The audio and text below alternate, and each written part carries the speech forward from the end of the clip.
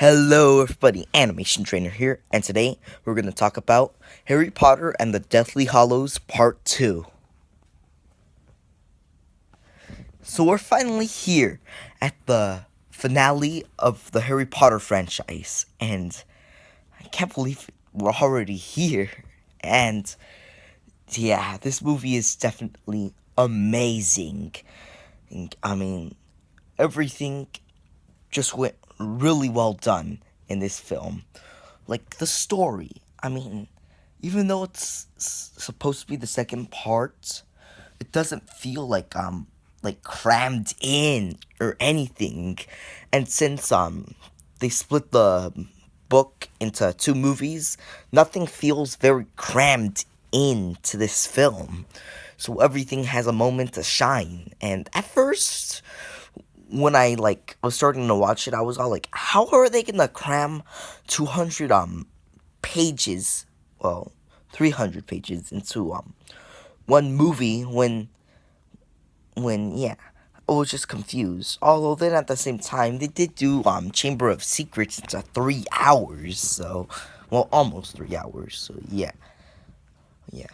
Although it is a little disappointing that this is the shortest Harry Potter movie, because wait, I'm noticing a trend. All of the shortest Harry Potter movies are starting to be my favorite ones. Oh. Ow. Okay. Yeah. Then the special effects look really amazing in this film. I can't really say it's as good as the Half-Blood Prince, but for the most part, a lot of it looks really Actually, scratch that. This is better than the Half-Blood Prince's special effects. It was only that island scene that looked better than this. Everything in this film looks absolutely fantastic. And then the characters are also very memorable in this film, and even characters that normally have like a minor role have bigger roles in this film. Yes. And then another thing that really works in this movie is, well, the soundtrack. While I can't really say it's the best Harry Potter soundtrack stuff, like Order of the Phoenix was better in terms of soundtrack. This film still has a lot of really memorable how could I say it? Themes, yeah. Like Lily's theme, The Prince's Tale, Voldemort's End. All of those are just really fantastic themes. Yes. And overall, it's definitely a really good film. A must watch, especially for Harry Potter fans. And so, this is where I'm gonna go into spoilers. If you have not seen this film, then what are you doing? Go watch it right now. Well, if you haven't even seen the rest of the series, then I don't know what you're doing at all. Go watch the first 7 and then come and watch this. And then once you watch this full movie, then you could come back to the spoilers right here. So, you have been warned. Alright, first thing I want to talk about in terms of spoilers are the deaths. Because there are actually a lot of deaths in this movie, which is not exactly surprising, but like pretty shocking. Yeah. It's pretty shocking. So, obviously, there's Dobby, which I don't really count Dobby because that happened in the end of part 1, but, they continued, talking about it in the beginning of this movie, and if you want to hear my thoughts on Dobby's death, watch my part 1 review. And then, the first death in the movie was, Grip Hook, but we don't really care about Grip Hook. Nah, I'm just kidding.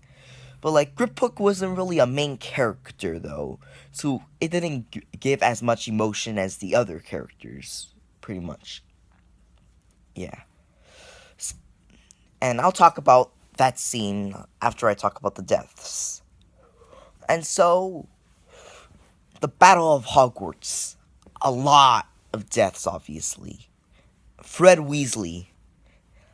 Yes, Fred's death was definitely very emotional. Although I do wish we could have known what happened to him rather than him just appearing in all the dead bodies that were shown. His death was definitely emotional, starting with Ron's like expression to knowing that one of his brothers just died in that scene. That was just very emotional. And what's even sadder is that his twin brother George is now all alone. And this just makes it very emotional. And then in the very next scene, Lupin and Tonks, and like them, I do wish we were able to know what happened to them. And I know that Fred died from an explosion and then got hit by a bunch of bricks. Then I believe Lupin was killed by this one Death Eater, and then Tonks was killed by Bellatrix Lestrange. Yeah. I'm not too 100% because the book never really explained it too well. Well, and obviously the movie didn't explain it, so yeah. Although I've heard rumors that you could see them dying like in the background while things are going on. So yeah. Yeah, I thought their death was kind of emotional, although to be honest, I was kind of spoiled, so I wasn't really too surprised. Although what makes this scene emotional is the fact that they're having a baby and both of the parents died. Wow. So that means that he's being orphaned like right off the bat. So yeah. And what's even more emotional is how they put a scene where Lupin went alone, and then Tonks wouldn't leave Lupin, and so it makes it even more emotional as Tonks could have saved herself. Yeah. Then by far the saddest death in the movie, Snape.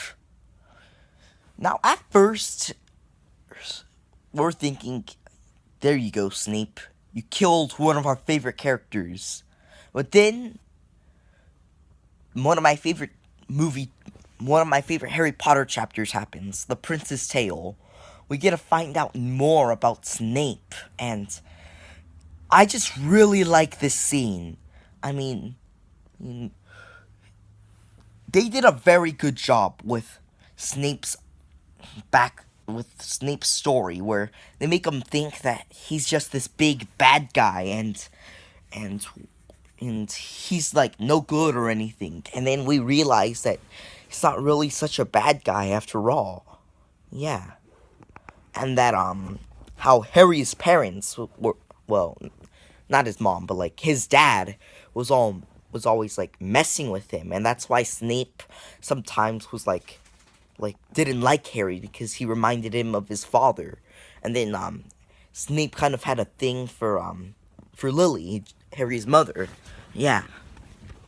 And then it was just heartbroken for him when Lily got killed by Voldemort. And then it showed how Dumbledore's death was all planned, and that they were trying to plan it ever since their death, so that Snape can like set up everything with Voldemort. Yeah. You guys probably have no idea what I'm saying if you haven't seen the movie yet. I told you, spoiler warning. What'd you do? Fast forward the video? Gosh. Yeah. And then there is obviously the Death Eaters that die throughout the movie as well, but they don't really count. Although there are two that I'm going to talk about, which is right now. So, Bellatrix Lestrange. Finally, we get to see her get destroyed in this movie, for sure.